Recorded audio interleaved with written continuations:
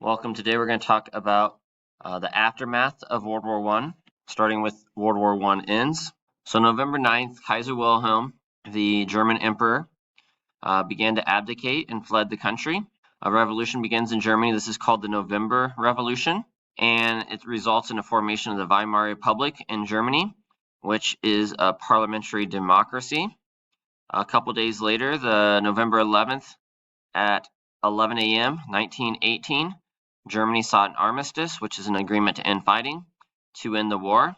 So after 4.5 years of fighting, Germany and the rest of the Central Powers had surrendered, and the war is going to be over. Consequences of World War I. For most of the world, World War I was seen as a war fought without a purpose, maybe a cautionary tale about the destructiveness of war, and really seemed as if this was going to be the war to end all wars. At first, it wasn't called World War I. It had many names. The Great War, as I said, the war to end all wars. Sometimes it was called the Great Trench War. And Britain and the United States are going to push for disarmament, a reduction in the size of the military. World War I had a lot of casualties. Over 20 million people died from World War I. Around 21 million more people were wounded. Over half the deaths of World War I were actually civilian deaths, so non-soldiers. In Russia, they're going to fight a civil war after World War I is over, or after they leave World War I, and that's going to result in 7 to 12 million more people being casualties. And despite leaving the war early, Russia actually has the most casualties in World War I, with over 9 million casualties. Casualties are deaths or severe injury. Germany is second with over 7 million.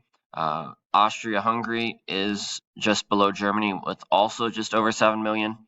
And then you have France with 6 million, Britain with over 3 million, and Italy with over 2 million. No one else had over 1 million people. The United States has a little over 350,000. In addition to the casualties in World War I, Ottoman Empire, which becomes Turkey later on, had genocide going on during World War I. They blamed the ethnic Armenians from their problems in the war, and 1 to 1.5 million Armenians were murdered during the Armenian genocide in World War I. You also have the Spanish influenza, which began later on in the war.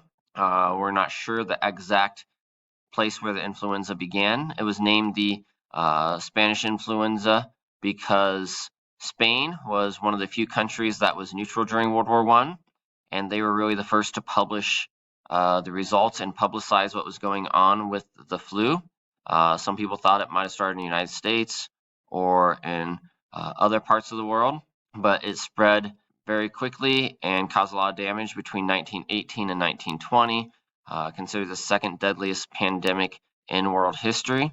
A pandemic is something that reaches many continents, where an epidemic is more regional or a country. So this would be a pandemic because it affected much of the world, caused an estimated 50 million people to die, but that number could be as high as 100 million. To try to prevent the spread of the influenza, you have quarantines where people were not allowed to leave their house if they were sick. They shut down schools, theaters, and places of work. They had people wear masks and everything else. Eventually, it's going to die down in many areas, even though a vaccine wasn't created until the 1930s. But it did have a lot of death and did severely impact the economy of a lot of these places during the end of the war.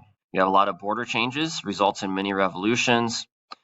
Throughout the world, German empire is going to be gone, Russia's empire is going to be gone, Austria-Hungary is going to be split up, empire gone, and Austria-Hungary will be split up into Austria and Hungary, and the Ottoman Empire will collapse, and most of it will become Turkey.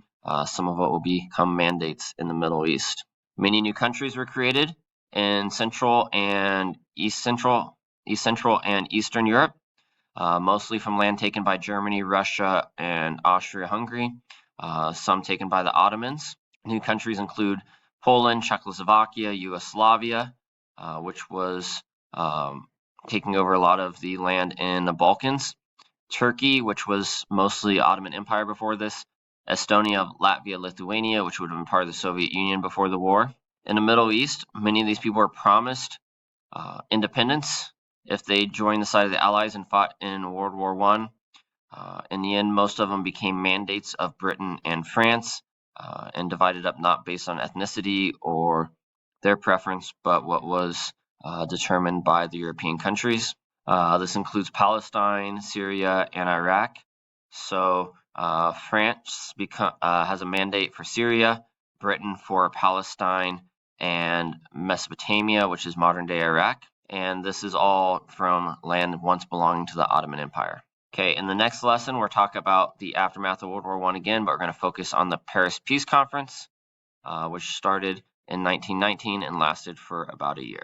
All right, thanks for listening. If you have any questions, please let me know. Talk to you later. Bye.